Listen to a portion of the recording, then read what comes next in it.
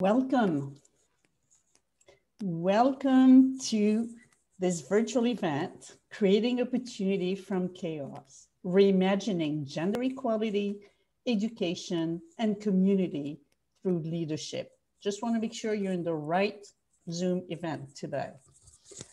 My name is Yolande Miller-Grandvaux. I'm at FHI 360. I have the privilege of being the Senior Strategy Advisor in the Global Education Department. And before we start, just a quick reminder that your microphones need to be muted throughout the event. And also just please understand that our youth participants are joining us from different parts of the world, so they may not have strong connectivity. So we ask you to be patient if they experience any technical difficulties. This is an event in honor of International Day of the Girl.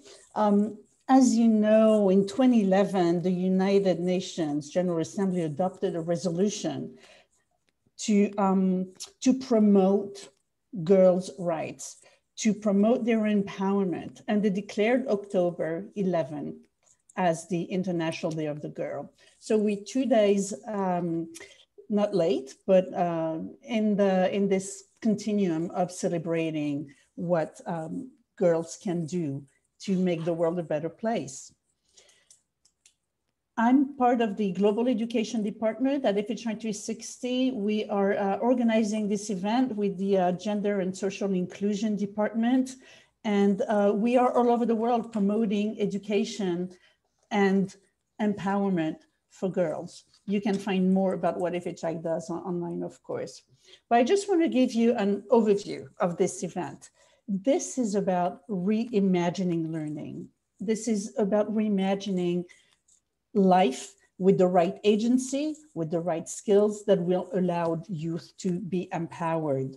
It is about reimagining relationships for equality across generations, across borders, across gender identities. It's about reimagining the dialogue with youth.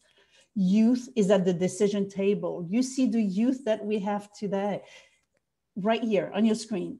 They are taking risks every day, and that's what we're gonna hear about. So we have Simon from Kenya, we have Natasha from Zambia, we have Casimir from Senegal, and we have Miriam from Tunisia. They're the ones that will tell us what to think and what to do to promote youth. In the weeks leading up to this event, we ask you to respond to the questions: what are the most important issues that youth faced in your communities? And we put them in a word cloud. So I wanted to show you what the most salient issues are. And as you know, the larger the font, the more salient the issue is. And this is what they said. So take a few seconds to absorb this. I'm sure they're not surprises to you, but this is what our youth are facing. And this event is about them addressing these issues. So now I just want to introduce Mike McCabe. We're just so happy to have Mike on board. Mike is the United States Agency for International Development Youth Coordinator. And he has a big job because he's the one who helps integrate youth engagement and development issues across the agency, the United States Agency for International Development. He oversees the implementation of the youth policy. He serves as the senior representative on youth issues across the United States government and the external community. And he has over 30 years of experience working with youth. So we are just delighted to have him with us today to open this event. Mike, the floor is yours. Thanks so much and welcome. Thank you, Yolande, for organizing this important celebration of International Day of the Girl. It's an honor to be here with Simon and Natasha, Casimir and Miriam, as well as with all of you. But I want to start by asking you to imagine. Imagine we're a few years from now in the future, and global leaders, including heads of government, private sector leaders, the UN Secretary General, young leaders are all gathered to discuss how they successfully work to overcome one of the biggest crises to face their countries in the past century. These leaders lay out a bold new vision for a peaceful, prosperous, and stable country and globe. Now imagine that almost all of these leaders are women. How do we get there? The evidence is really clear that early investment in young women and girls is one of the best investments a country and a donor can make in development. And most women who become leaders in their communities started engaging in education and leadership activities during their adolescence. So global prosperity and what we at USAID call the journey to self-reliance start with prioritizing and empowering girls so they can thrive and succeed and make long-lasting positive impact on their own future as well as that of their family, their communities, and their countries. So today on Day of the Girl and every day, USAID celebrates the power of girls on global programs across all sectors in development. It's truly one of the great joys of my work to see girls and young women leading on addressing issues of domestic violence prevention or public health or innovation in education and entrepreneurship, or just using technology in new ways to solve old problems. We're coming together to dialogue with young women and young men from Kenya, Senegal, Tunisia, Zambia, to reimagine, as Yolande said, as well as to listen to their experiences and insights on how we improve on those investments.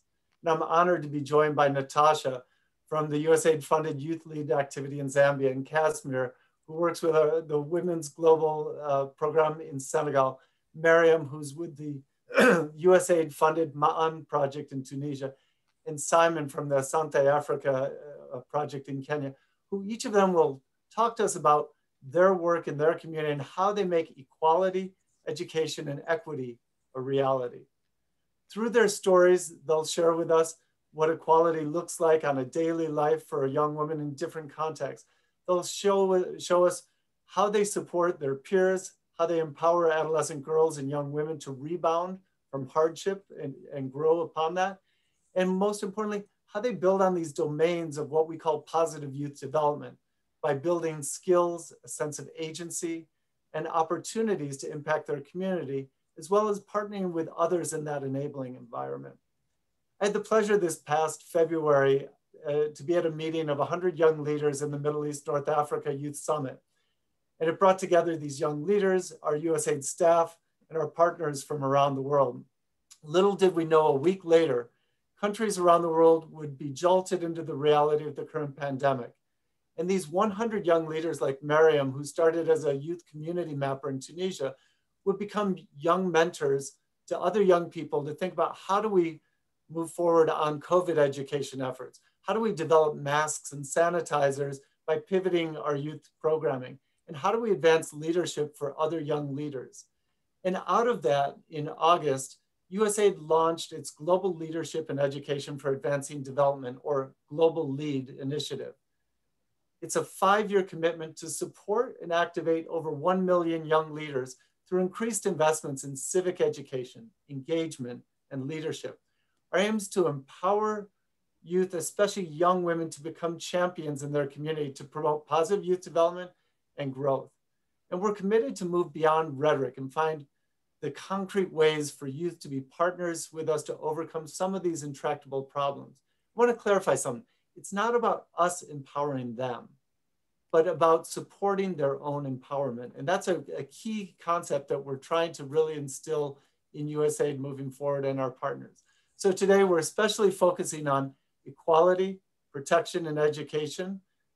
And USAID is building that capacity of the next generation of young female leaders around the world. So we know that young women face many gender-based challenges, but we also know that men and young men play a fundamental role in supporting their sisters, in supporting their daughters, and supporting their friends to lead safe, healthy, and productive lives.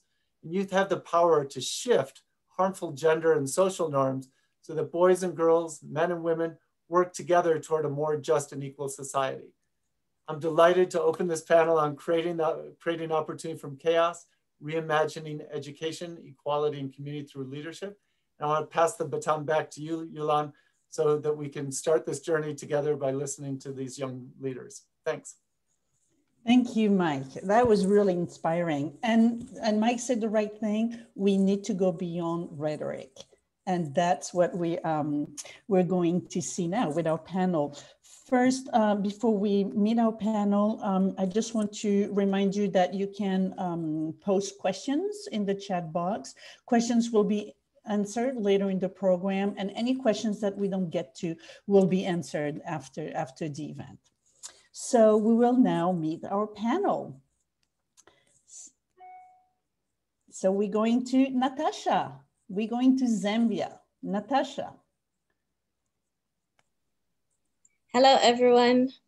My name is Natasha Kalipa. I'm from Zambia. I'm 24 years old. I'm a girl child activist. I am also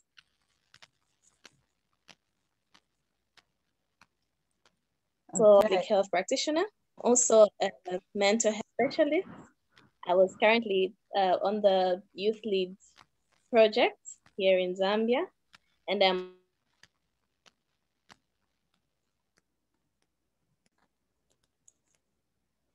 working on a project here with Think House Project is a program that we have just here in Zambia, where we have 2,000 young girls, 1,000 HIV positive, and the other 1,000 are broken down into different categories of either defilement, rape, and many other gender-based violence cases. So I'm the community programming consultant in charge of facilitating their programming, their counseling, and I'm just the one in charge of these girls in my country here in Zambia. So thank you so much for having me. Thank you, Natasha. And now we're going to move to Senegal with Casimir Coly. Thank you. I'm Casimir. I'm happy to be one of the panelists of this event dedicated for girls. I was born in Fatick, one of the regions of Senegal, where I did my primary and secondary school and where I graduated with my bac. And after that, I went to university in Dakar when I got my degree in social sciences. And, you know, I always wanted to come back and work for my own community where I grew up, above all in the field of education, since most of the members of my community was uneducated. And I was lucky that Women's Global offered me this opportunity by hiring me as a program coordinator. And I have been working with Women's Global since 2016. Women's Global currently implements two programs, the first being Sisters in School, which supports girls' education through a holistic model. And the second one is Sisters Lead, the one I coordinate, which train high school girls on leadership modules to become young emerging leaders and to be able to create the change they want to see in their own community. So the interventions are completely driven by the girls themselves. So, I mean, from the identification of from the choice of the models on which they are trained to the choice of the problem to be solved in their community. So as a program coordinator, I oversee the implementation of the program activities. I ensure the monitoring and evaluation of the program and train the leaders, you know, in project management. And above all, I support them morally and coach them during their community activities. Thank you. Thank you, Casimir. You feel the passion over cyberspace? I do. And now we're going to Tunisia with Mariam Araki. Hello, everyone. So as said, Yolande, I'm Mariam Araki. I'm from Tunisia. I'm 21 years old. I used to be a youth mapper. Currently, I'm a youth mentor. I volunteered as youth mapper before, and currently I'm volunteering as youth mentor. Through my mentoring session, I always try to gather the girls throughout the sessions with my team in order to avoid the challenges they face in our community. So that's it. Thank you, Miriam. Miriam's 21. You are just raising mountains. And finally, we're going to Kenya with Simon. So, thank you very much, Yolande. It's really exciting to be here. And hello, everyone. My name is Simon Kinyanjue, of course, from Kenya. Simon is 29 years old, a YALI alumni, and also a graduate of Bachelor of Arts in Community Development. Currently, Simon acts as the Adolescent Program Coordinator for Asante Africa Foundation, where in the last 1 year, I've been coordinating over 2,000 adolescent girls and boys among the most marginalized communities in Kenya. And what we do with these adolescent girls and boys, we focus on building their health, financial, and social assets. And we do this through trainings, particularly on sexual reproductive health, hygiene and rights, financial literacy, and personal rights. Now, you may ask why a man is here and you are celebrating the International Day of the Girl. Now, as a man, I find my passion for adolescent girls being driven by the need to be a voice for their needs. Sometimes we find social cultural factors may be a stumbling block, so that's why I'm here to represent the girls. Let's talk about our girls. Thank you very much. Thank you, Simon. See, I told you, this panel of youth is absolutely amazing. So we are going now to listen to their stories, and they're very concrete examples of what they're doing. And I know it will inspire you, but we will also learn from them. So I have a first question, and we'll start with Natasha. Natasha, can you give us an example of what challenges adolescent girls are facing in your community, and also talk about how COVID has exacerbated these challenges? Okay. So like I said earlier, I work with 2,000 young girls just within one small catchment area. So out of these 2,000 girls, like I had stated, we have 1,000. That's a tiny area that we have in our city capital. So we just picked on that area and we have 2,000 cases, and some of the cases that we are working on, one is, the most common one is sexual abuse. And the worst part is that the perpetrators are in the homes for these young girls. So we find that they're being defiled each and every day by their fathers, by their brothers, by their uncles, and they're subjected to these torments. They're subjected to this torture. A case that I can give is of a father that has been repeatedly raping or defiling his 15-year-old, and he's claiming to say he's preparing her for marriage. He says, this is something that you're going to experience in marriage. And so to train you psychologically for that, I'm going to have to defile you each and every time. And then what happens is that it's not always the offender that's directly exacerbating these cases, but we also have cases of where there's another person that's connected. Another example that I'll give is of a young girl that was defiled when she was 9 by a visitor, her father's friend. But then because of their low state, he offers, after they had taken the case to the police, he tells the family to say, can I repeatedly do this act of raping this child, but I'm going to put you on a monthly salary. And these parents to this child consent to that because he says he's going to be paying them to keep raping this young girl. And that started when she was 9 years old, and now she is 16. And she only came out to speak to me when it has worsened. She's now HIV positive, she has STIs, there's so much that's going on. So the perpetrators and the people that are conniving with these acts are within the homes of these young girls here in Zambia. And it's so sad.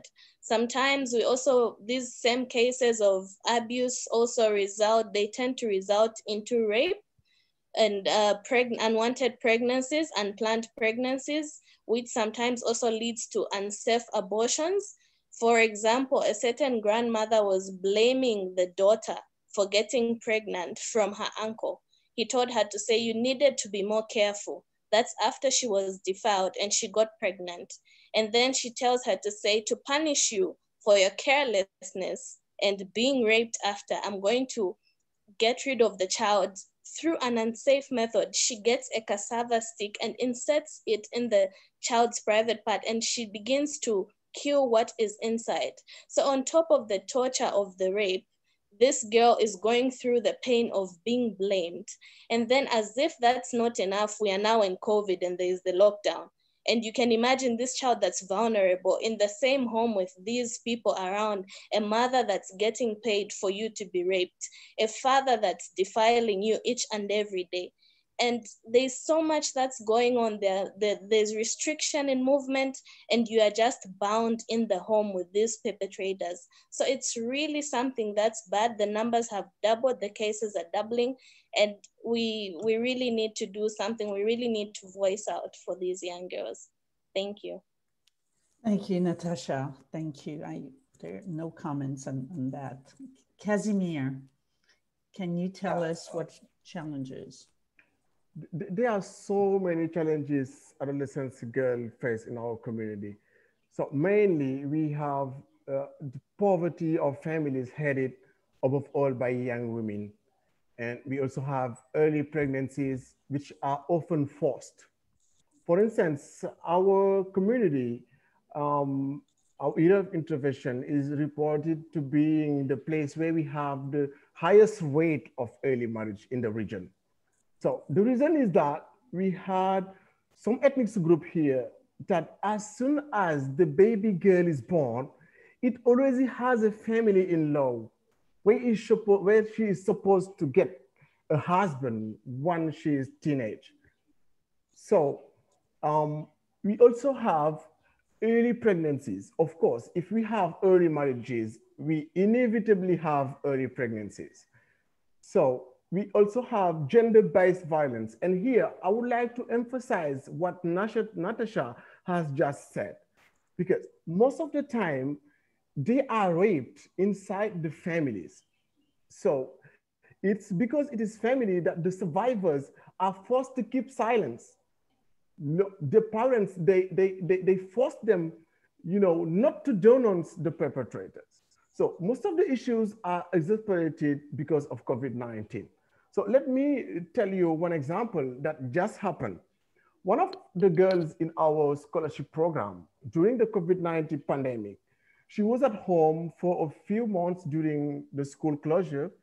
And since her family could not offer her to feed, so they sent her to a grandmom, to her grandmom compound. So unfortunately, she was raped by her own cousin. And she was found later, she realized that she was pregnant and she had just got a baby a couple of weeks ago. So it's because of the pandemic that she was put in gender-based violence and now got pregnant. And now she's not qualified to go back in school when school opens in November. So because here in Senegal, when a girl gets pregnant, she's not allowed to stay in school. So we need to put her in private schools if we are continuing to support her in our scholarship program. So most of the girls in our communities are living this situation. So thank you. Thank you, Casimir. You really bring the invisible more visible for us. Miriam, what is the situation in Tunisia? You're on mute. Sorry. First of all, I want to say that I'm so grateful. I'm super grateful that I'm here today to talk on behalf of the girls, of the adolescent girls in my community. I want to focus specifically on the sexual harassment and the physical and verbal violence the adolescent girls are facing day after day in my community and in my society as well. I want to mention that in Tunisia here, people are more likely to be conservative, okay? So they're always using the religion as a pretext in order to attack the women and the adolescent girls. I want to mention that a lot of cases that happened, which happened lately, I remember a case of a girl who was torn into pieces. She was raped and then she was torn into pieces. And the doer, the guilty, the person, the doer of that thing, he wasn't arrested at first. I went to the comment section to see what or how people would react to this case, to this horrendous crime. And there people were attacking the girl herself. They're saying she shouldn't wear like this. She should wear more larger clothes. She is the real guilty. She's not the victim. So this is the main issue here. Okay, so the girl in my community, in my society, is considered as the guilty instead of the victim. So that's what I'm going to mention.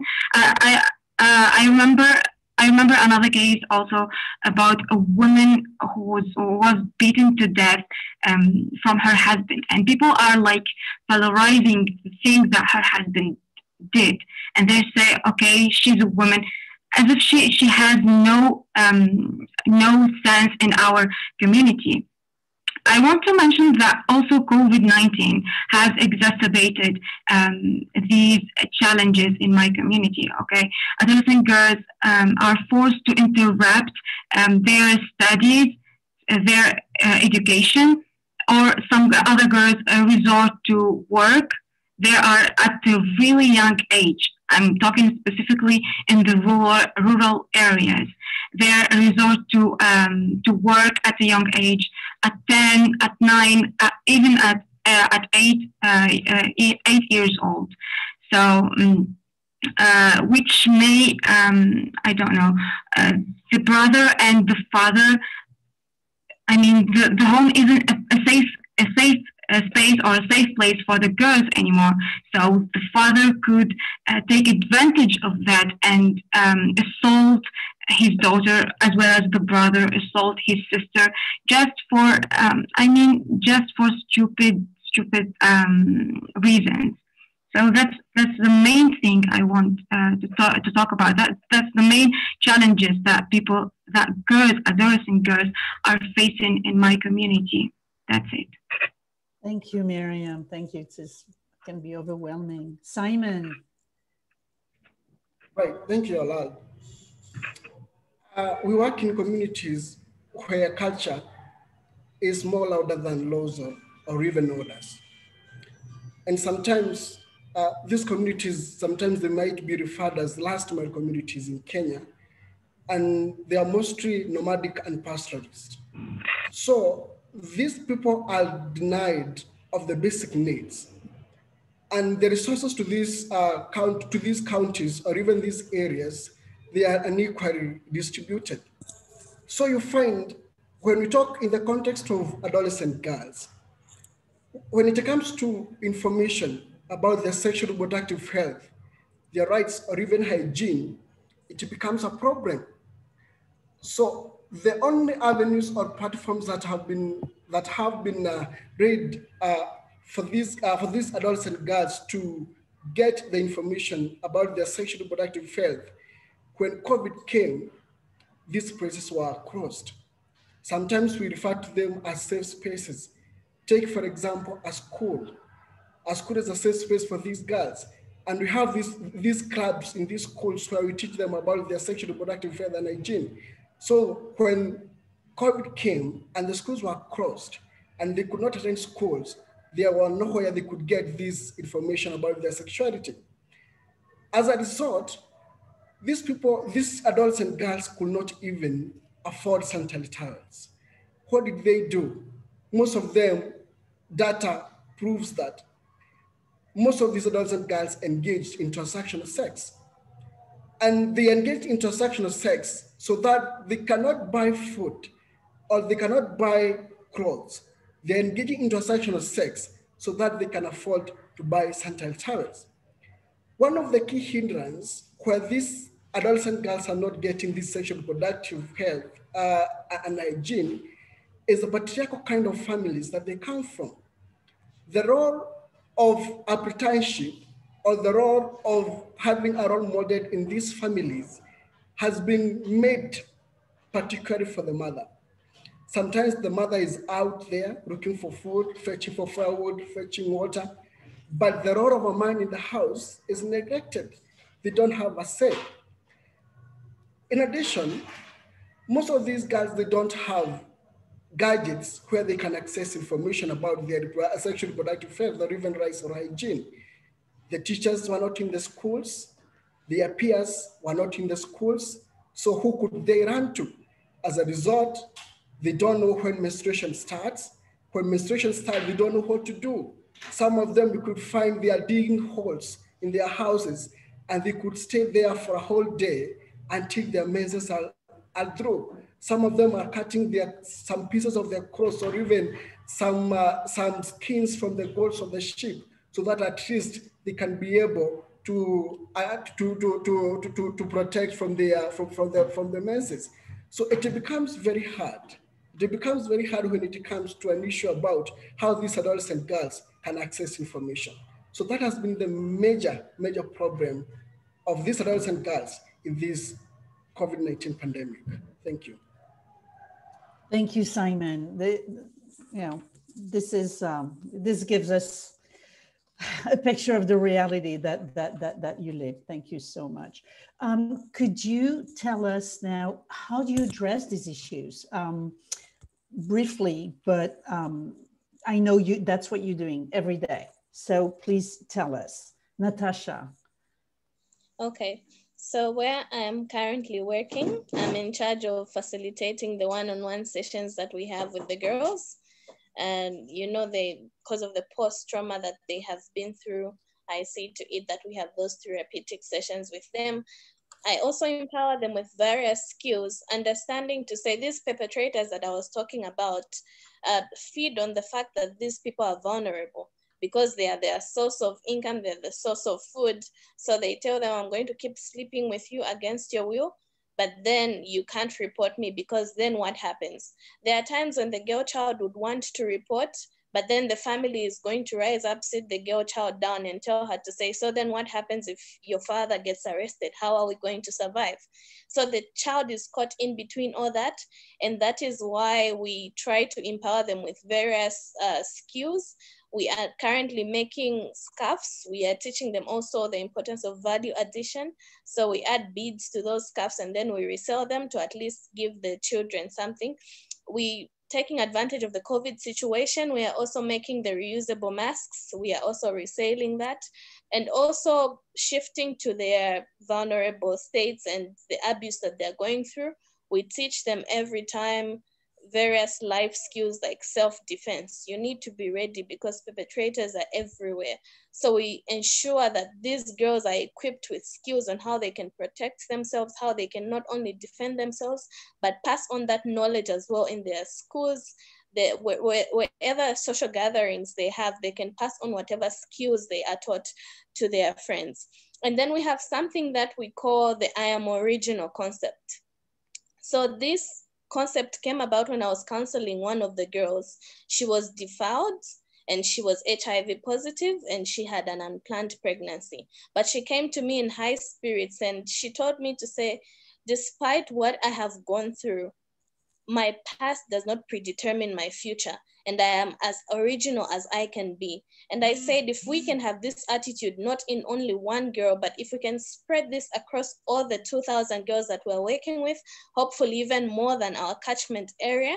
And if any girl can know to say, I am original, and yes, this has happened in the past, but I need to be assertive. I need to learn self-defense. I need to teach this to my friends. We should not be in the victim state of self-pity for too long. We need to get up, we need to rise up.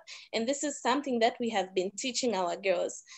That's the I am original concept. Then moving away from that, we also have a buddy training. It's one thing for us to help the young girls, but then what about their buddies? In this case, the parents and their guardians. So I have frequently what we call buddy trading. We tell them to say, look, if your girl child is not comfortable, they are behaving funny in front of their uncle, in front of their father, that should signal you something. We have those talks with them. So we call that buddy training. We ensure to say we sensitize the mothers and the people around them, just so as to create an enabling environment, an environment that's supportive for the girls. So that's something that we are really doing and that I'm personally doing in my space. Thank you. Thank you, Natasha. Casimir. Well, Thank you. To combat these issues, we have developed a girls leadership program for the high school girls. So in choosing the models on which they are supposed to be trained, we favor the inclusive approach because it's the girls themselves who chose the models.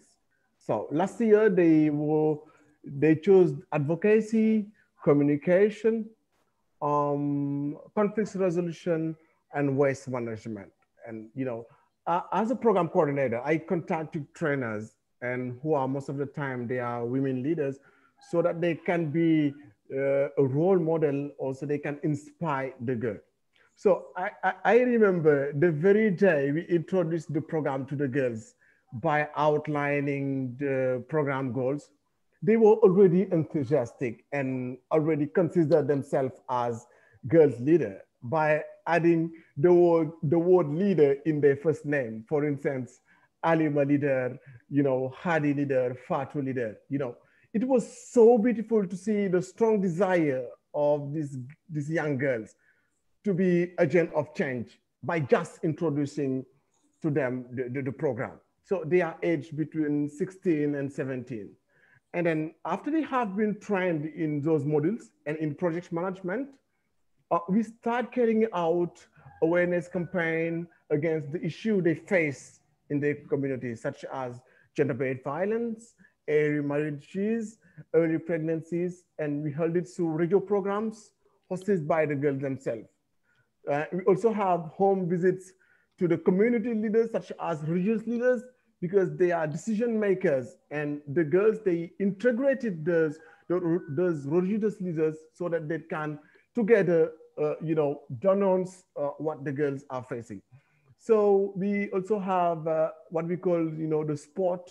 We advertise sports in local languages so that we can get the whole community involved in what we're doing.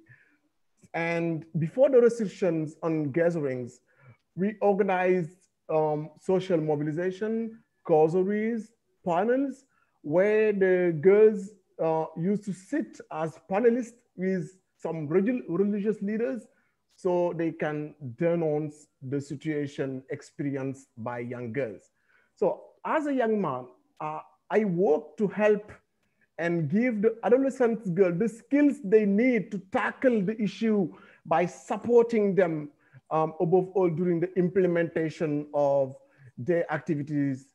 So, on not only on how to behave and how to communicate publicly, but also without offending the sensibility of the community, because the most essential thing is to condemn, but without insulting.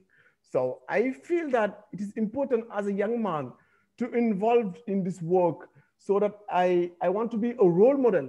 So as the young as a man in my community can join me in the work. So what I am considering especially now is that because of COVID-19 is the integration of positive masculinity in the program. So we will create young men, young peer men, so that they can, we want to train them in reproductive health, and so that they can in turn, sensitize their peer. So we also intend to raise what we call neighborhood worship committees, so we can integrate the whole community, to get, inside the work. So thank you. Thank you, Casimir. You are a role model. You're mine right now. Miriam in Tunisia. Yes, I'm going to talk about my role as a youth mentor in my community in South Tunisia. As I mentioned at first, that I'm a youth mentor under the program MAN, funded by Usaid. So in my storytelling sessions, or in all my sessions in general, I always look forward with my team to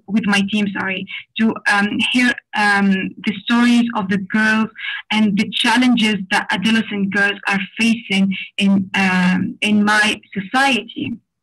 So I always want to set storytelling session in order to hear them, in order to support them and find solutions all together. So I always want to change the typical thinking of the girls or even the others in my community. I want to change the typical thinking about you should wear like this in order to not get harassed. I want to change the thing that the wearing is a card to for you to get violated or to get harassed. I want to change the thinking. That your mind and your spirit is the card or the key to empowerment and militance. So that's the whole thing I'm focusing in my storytelling sessions. I always look forward with my team to spread the awareness because, as you know, in Tunisia, as I mentioned, that they're a little bit conservative. People here, they're using the religion as a pretext, which is not true. Religion set the women free, but they want to change that thing to other things. So I want to spread the awareness, and I want to emphasize about the that girls should change their thinking about learn how to, for example, how to protect themselves and to not just be stereotype or have that typical thinking. So that's the main thing I'm focusing in my storytelling session and in my mentoring sessions as well. So the main thing I want to change is the mentality and to support those adolescent girls in my community and in my society as well. I feel so proud when a girl comes to me and say, Mariam, I want to be like you. I want to work in the civil society. How did you get there? I want to achieve my dreams. I want to tell them, or I want to learn them that this is not a dream. This is a goal. This is not a dream that you cannot. That this is not a dream that you just living in fantasy. No, this is a goal, and you can do it. Actually, you can attempt it. So that's the whole thing. I want to see a lot of examples of girls, of adolescent girls, leading their impact in the society and being their own leaders. Because I believe as much that the woman is a beauty and a body, she is a spirit and a mind full of a lot of magic. I want them to learn that they can do magic with their hands as much that they can do the magic with their own mindset. I want to change the whole mindset in my community. I want the girls to look forward their goals instead of staying with no motionless. I cannot do anything. I want them to learn that they can do everything in my society, and I will support every girl needs help here. So that's it. Thank you, Mariam. I think the magic, you started the magic. Simon. Right. Thank you very much, Yolande. And what I'm going to share, the actions that I've been taking, the actions have been very effective since they have been developed in consultation with the youth. The first one was the radio programs.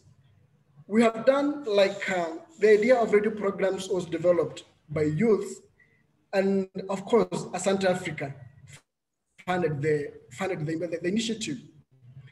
These radio programs, we focused on the specific, or we are even focusing on the specific areas, like how do we try to sensitize the adolescent girls plus their families on their rights, on how they can keep themselves safe.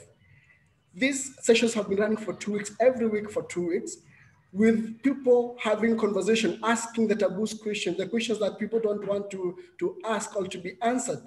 And where you find even, we have more than 500 messages coming in. People want these topics to continue. They're yearning for this information. And in addition to this, adolescent girls cannot be empowered by one person. We have to employ a multi-stakeholder approach. That's why we do home visits. And in these home visits, We visit particularly what we call their houses here. We refer to them as manyatas. These houses we go, you cannot talk to these people in English. So you have to print like flyers in their local language so that at least even the oldest can understand. During these home visits, we do the parental engagement. We want the parents to be engaged in this discussion. How can we make our adolescents safer? How can we empower these adolescents? We provide sanitary towels. Another thing that has happened for the past 2 weeks, we have done rescues for the girls which were forcefully married off. You find an older man who in my words, I may say, is insensitive to the needs of this adolescent girl, 13 years old, 12 years old, is going for a hand, is asking for a hand of marriage for this girl.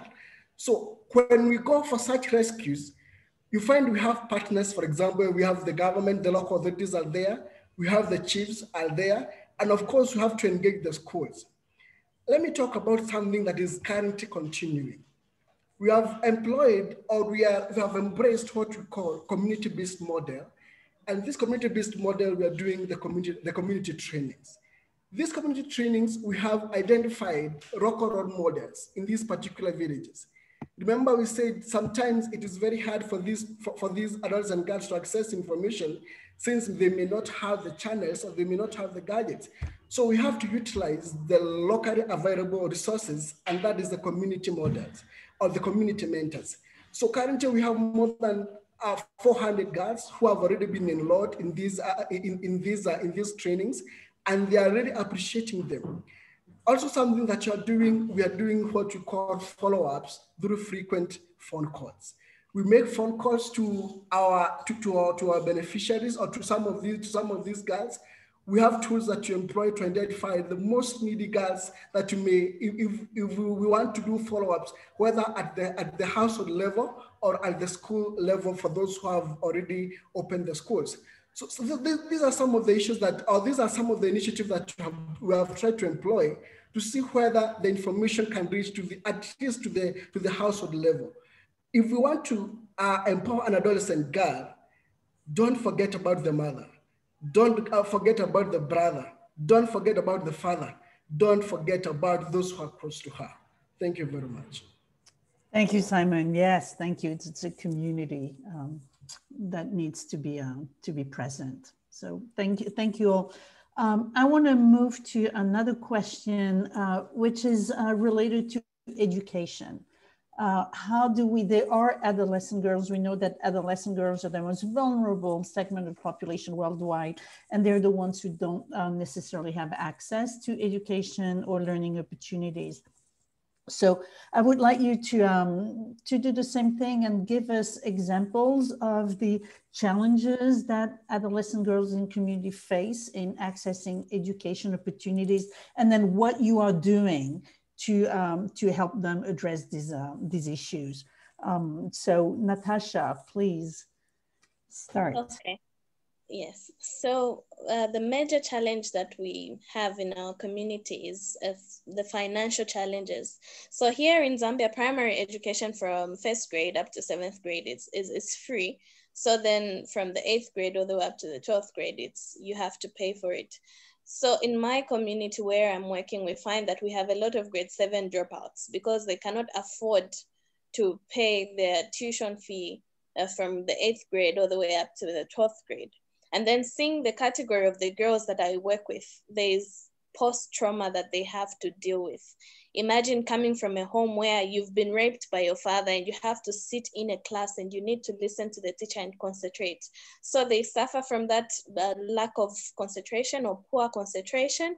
And then you find that even their academic performance in school is very bad because of the same trauma that they are exposed to at their homes. So you find that most of the young girls, if you walked into our city capital today, you find that majority of the young girls are on the streets vending and they are selling, trying to just get some money for them to gain an education. So it's really sad. They have to deal with that trauma at home. And then there's also the digital divide. Speaking of COVID again, not many have access to phones. So it's very difficult for them to keep up with the online learning. And then in Zambia, if you ask any Zambian right now, the load shedding has just hiked, and then it's really difficult for them. Then the Zambia National Broadcasting Corporation says they are going to broadcast a few subjects, but then it's only limited to 40 minutes in a day. So it's very less impactful. The very same subjects that are being broadcasted are not what everyone is doing. They are not grade specific. Usually it's just general education. So there's really, it's been a tough time, especially during this COVID period. It's been really rough for the girls. So following the financial challenges, those that cannot be in school, we have taken a peer-to-peer approach. So the girls that have managed to complete, those that are at least privileged, have decided to come up with what they are calling the Pink Girls Tuition Squad. I work on the Pink House project I had mentioned earlier. So they are calling this the Pink Girls Tuition Squad, where they help their fellow peers. So they've given themselves days, they've given themselves subjects. It's open to the general public. The Pink House is a safe space, so it's open to girls to come through and learn. They share material that they were using while in high school. And also we are taking advantage of the EAC material that's free to be distributed to communities. So we use that as well. There are times when we have the buddy training, the one that I was saying parents come over, we take advantage of the retirees in the education system. They also come through and share the knowledge that they have, the subjects that they were teaching with the girls. We also have a few community volunteers that come together and they share this knowledge with the girls. So mostly for us, we have taken the peer-to-peer as something that's great, because the girls are inspired to say, I want to be like this adolescent. I also want to do this. As they are learning from their peers, I'm also pushing with linkage. I'm also pushing for connections with different organizations that offer scholarships in my space. So as we are doing the groundwork, we want to make sure that even as we find scholarships for these girls, at least they are equipped with the necessary knowledge that is needed for them to attain these scholarships. Thank you so much. Thank you, Natasha. Thank you. Casimir. Yeah, again, there are so many issues, and it is complicated because the girls in our community, they face gender inequality, and that is at the center of them getting ahead in their education too. And it is all interconnected. So the same list, it is, we have poverty, we have early marriages, early pregnancies, but in addition to that, they face the issue of failing nationwide exam in order to move in the next grade. And we also have the parental attitudes not in favor of girls' education and supporting girls in general. And now, especially with the pandemic, the families need in paying for basic stuff like food. So they are so that's why they are sending their daughter away to become domestic workers in Dakar or in the Gambia, because our area of intervention is not far from the Gambia. So, in our program this year, we have 45 girls in our scholars who are, sent away as maid in Dakar and in the Gambia. So now it is going to be so much difficult and for them to reintegrate these girls back in school, in November, because the school will open in November, because some of the families may still need the money they are bringing in. So some of them could get pregnant, and some of them will get married because they will get married to some immigrants, and most of the women are facing the situation as far as learning and pursuing an education is concerned. Thank you. Thank you, Casimir. Miriam. Okay, I want to focus on two major points. I want to focus on the sexual harassment that adolescent girls are facing in my community, and the educational issues in the rural areas. Okay, for the urban areas, okay, most of the girls go to school. Most of the girls go to uni, and they practice all what they want in their educational surrounding, and it's all normal. But which is abnormal in this, that the professors themselves sexually harass adolescent girls in my community. But the bright side, or the positive thing in this, that the girls are aware and they are conscious about what is happening in their educational surrounding. So the positive thing as well, that they all put themselves together and put their hands all together in order to face this sexual harassment. And I heard a lot of successful cases about harassment, about girls get harassed from their professors, and of course they stood by the girls themselves, and they supported them and protected them, and they fired those professors. Of course, professors, they were arrested as well. But the negative thing, I'm going to the rural areas where girls are forced to interrupt their own studies at a really young age. I mean, at the age of 6 or 7, most of them just study for 1 year, or some of them never study. They don't know even how to write their names. I watched a video about a girl cannot even read her name. They wrote her name and she could not read it. Plus, they're forced to work in the agricultural areas and to work as agriculturists. So at a young age, I mean at the age of 13 and at the age of 12. Since the age of 12 till their, till the age of 16 even. Even if they're old, they're going to pursue or to continue that hard working. So the bad thing that our government doesn't do a lot of things or changes about this thing.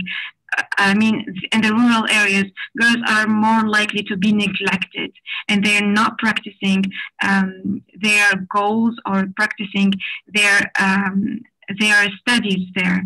So that's the main challenges I want to focus about the educational issues. So that's the main thing. Thank you.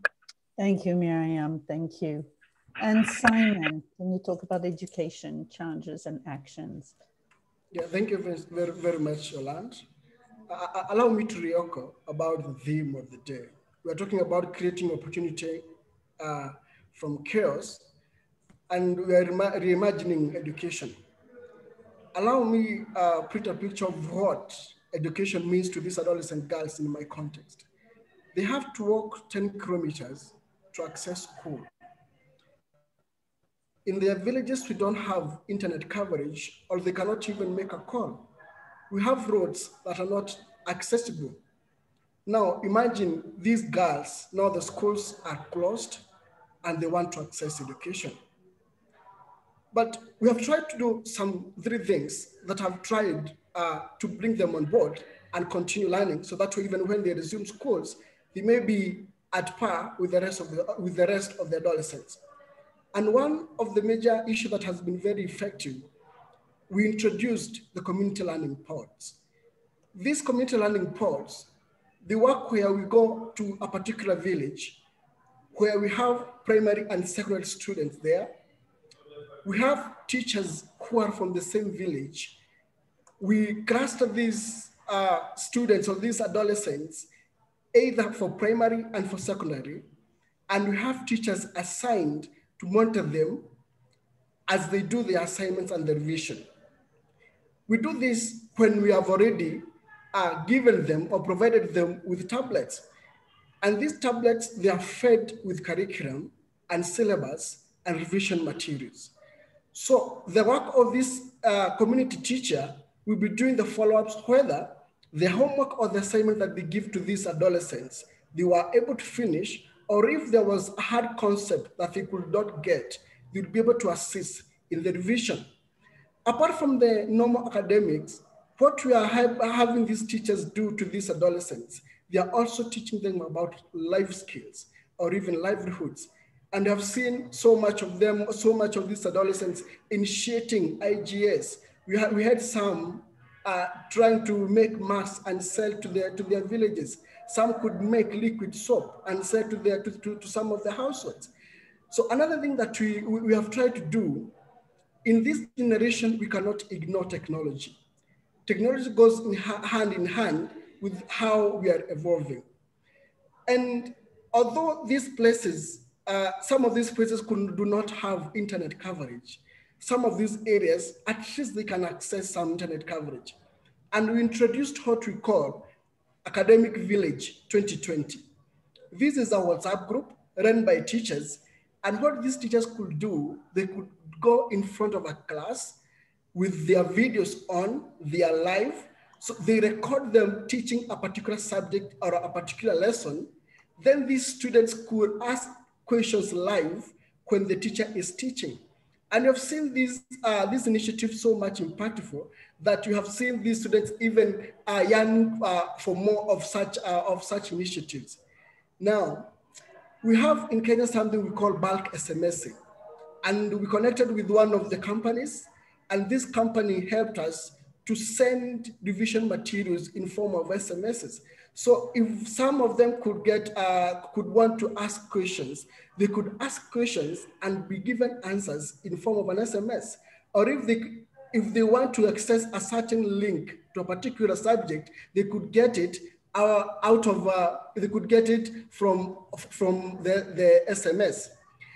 So, and then when we did a home visits, one of the things that was that you could do is we provide, now for those who don't have phones, for those who cannot access their tablets, we did provide the hard materials revision books. So like we have an encyclopedia with all the subjects with some past papers. So we provide them to these adolescents, and then they are able to do their revisions. They could group themselves in the villages and embrace one of our core values, that is pay it forward.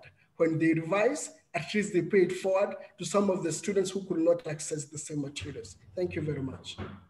Thank you. The learning pods are something that we're also working on in the US.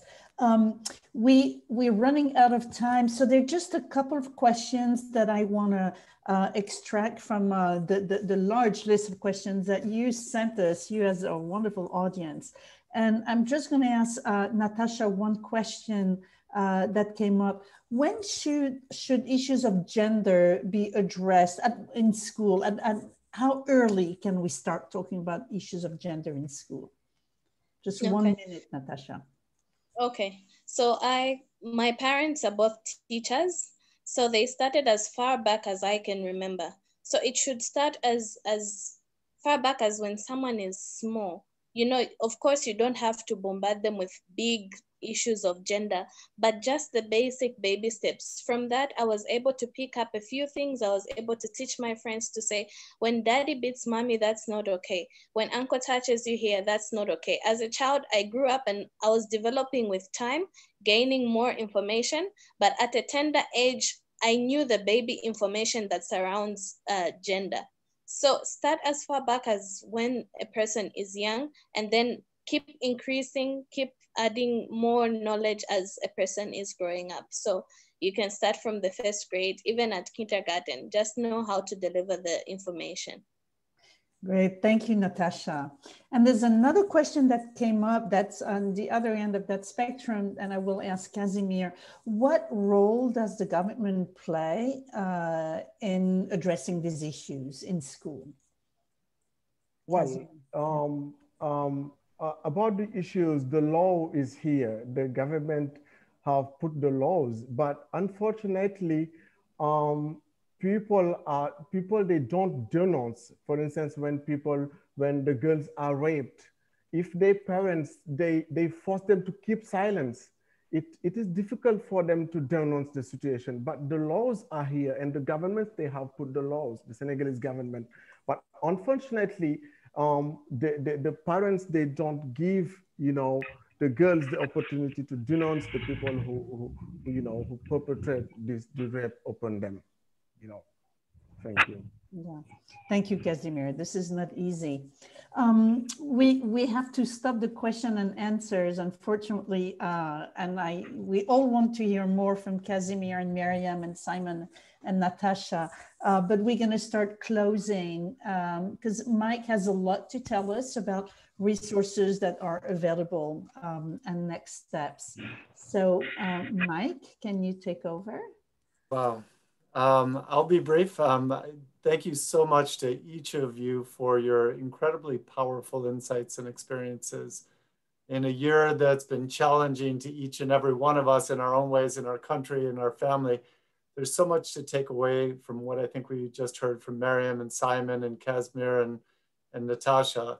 I think they've shared, you know, how they support young people in their empowerment, and how they shared how they can't overlook the impact of sexual, physical, and emotional violence and harassment as being key barriers to how we really release that sense of equity and equality for especially young girls, and where we need to be focusing more around socio-emotional learning interventions and mental health support woven into each of our programs in this area. I think they've also shown us how each of these small ripples of change that they're carrying out in their community, when taken together, really can create a wave for transformation and change that changes the way we understand the role that girls and young women play in education, as well as the role that young men. And I really appreciated that we had young leaders, both young men and young women, talk about how they work in solidarity in that gender transformative approach.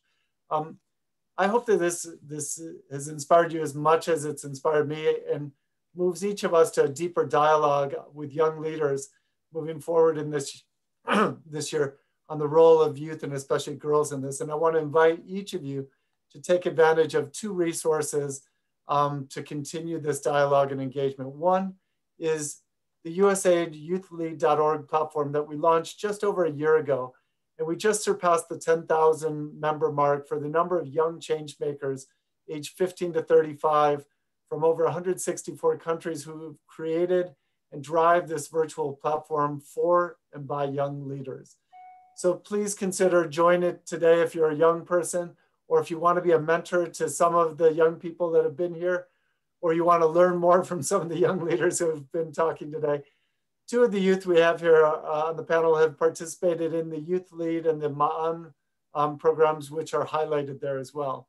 The second resource is Usaid developed this year in partnership with FHI 360, the Youth Programming Assessment Tool, or YPAT, which is just a tremendous tool that any organization that's on this webinar right now can use to do a self-assessment and action planning about how they're effectively, authentically engaging young people.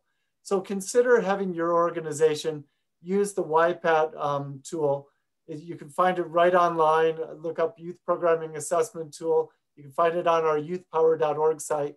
And the best part about it is we've been trying to get young leaders trained up to be certified facilitators of this, that they could do with a ministry, that they could do with NGOs, that they could do with all sorts of partners on that. So with that, I want to thank each and every one of you for your commitment, for being and supporting young change makers, and the hope that you've instilled in me, and I think in all of us today. So thank you so much. Yolande?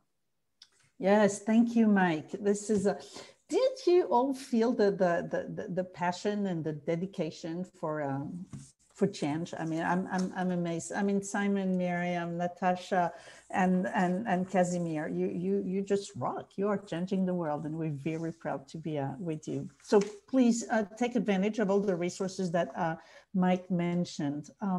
we're going to close this, this event, but I just want to give a few thank yous before we close. Of course, you know, to our wonderful youth, I can never thank you enough.